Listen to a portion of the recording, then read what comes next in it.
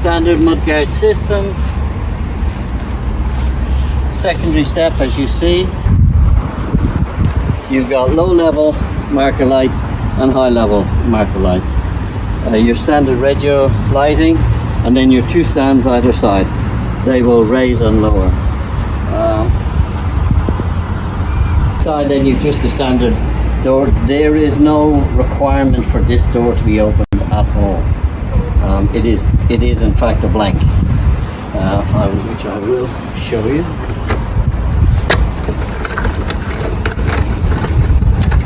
It was for manufacturing, getting the tank in. Okay. However, if you wanted to, you've only got that amount of space. If you wanted to store anything small in there, that's fine. Okay, this is where your LPG is stored. Two tanks. When you receive the trailer, you will see that the tent lie is sitting in here. However, there are your two tanks. Left or right, switch over if you run dry. Okay. However, always ensure that the tanks are tied down. It's a key factor. If the gas leaks, it will vent out through the floor and not internally. These are also ventilation for the system. Internally here, this is where the original heater was going to go, but this now becomes storage area. Okay. Now inside here we have drain off valves, so when you're draining down the tank, not the tank, draining down the whole trailer, you will open these to let all of the water flow back out and onto the ground surface area. There is no other requirement to access any other tap system internally here. Now, with the trailer, this is for your charger, which I will show you in a moment. This here is your 25mm, which is your waste pipe. This is your freshwater connection pipe. Okay, it's a 19mm connection.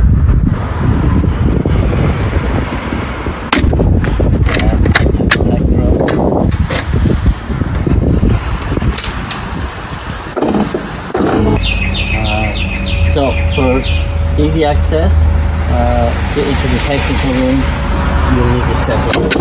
Very simple technical. On out. Bring down and place it on the stable sill. That way you can access all of the different properties, items, storage, etc. Okay, so if I start or make a connection, the power line that was in this room here gets connected onto here. You will bring it up through here and then connect it, so therefore you can lock the tech room door. Now, you will only need that if you have to take a charge from the bus, generator, or from a landline. Other than that, your system is charged by the solar panels, which is here, and as you see at the moment, even on a cloudy day, that's what's drawn. The reason is the power on the regulator there is no requirement for it. This item here is your charger, which is connected back to here. When it gets connected, you turn this on, it supplies power to here. This then in turn supplies power back to the charging system. This plate here is to protect your batteries from anything dropping down and crossing over, so you don't have a shorting out. So your power is on here. This does not need to be on. When you want to run the system, turn on your inverter, then turn on your lighting, and then if you're using the heaters or the hand dryers, turn on your secondary power. And you'll see tech room lights, internal and external. Okay, in regards to the power, these are the lights for the WC. These are the outside lights, and these are the technical room lights. all go through the fuse board and through the inverter. In regards to the power supply for, obviously that's running from the solar, which is on the roof, and here you can see at the moment the wattage that is being drawn to charge the battery system.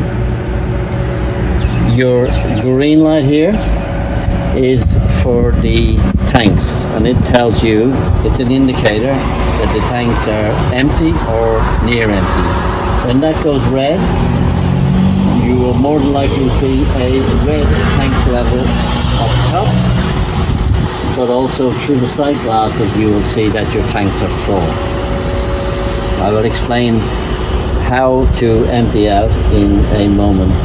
Fuse wise, your fuses on the solar system are here and to the left hand side.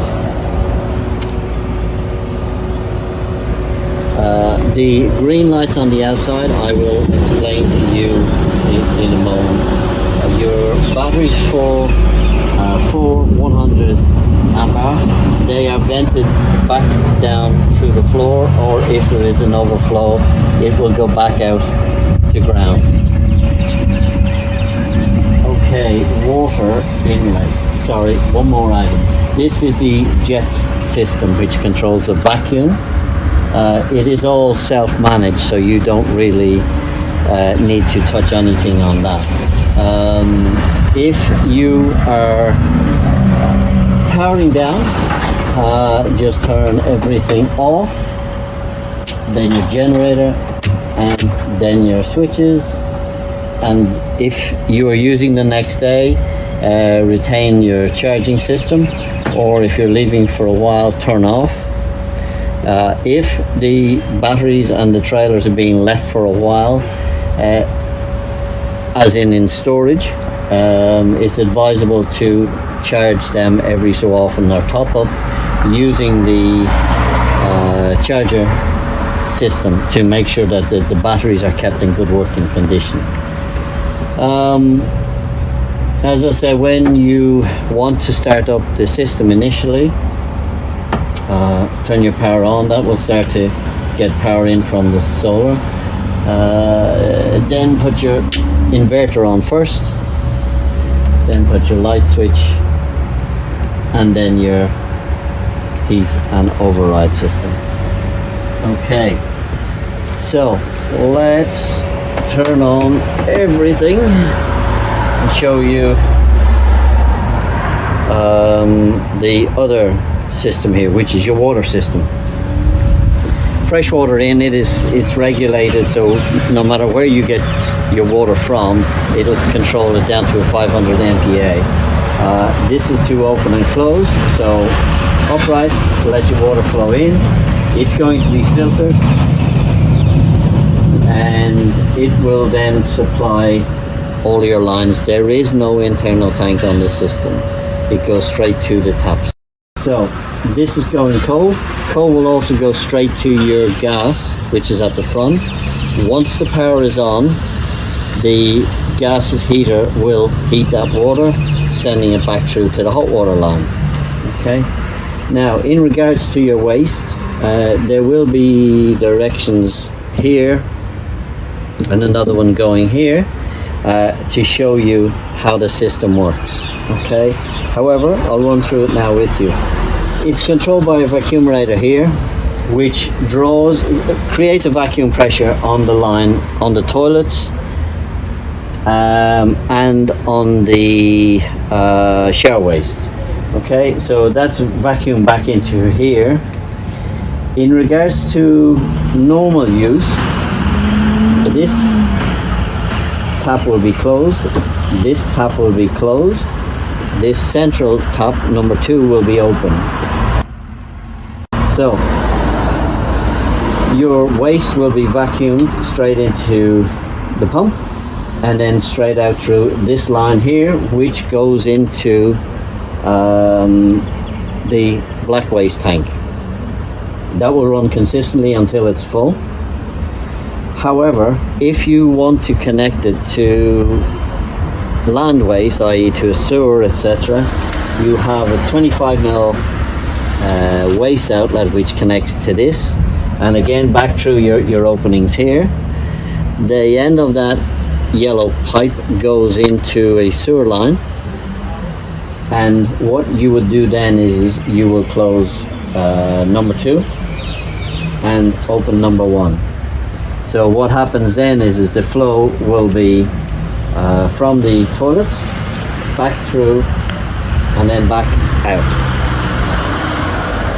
The next option is if you want to empty out the tank system. Open number 1, close number 2, open number 3. Okay, and that will then draw from the black waste tank and pump out via the hose onto your line. Okay, when emptying out the tanks, it's always a great idea to flush with fresh water once you have run all of the black waste out. Give it a good rinse out. Now there is one other option, which is that if you want to use a standard system, or if you have a contractor which is going to empty out your black waste, they will use this fitting here, or they will already have that fitting and a hose on their system. They will have a vacuumerator on their truck. Okay, that will get connected to here.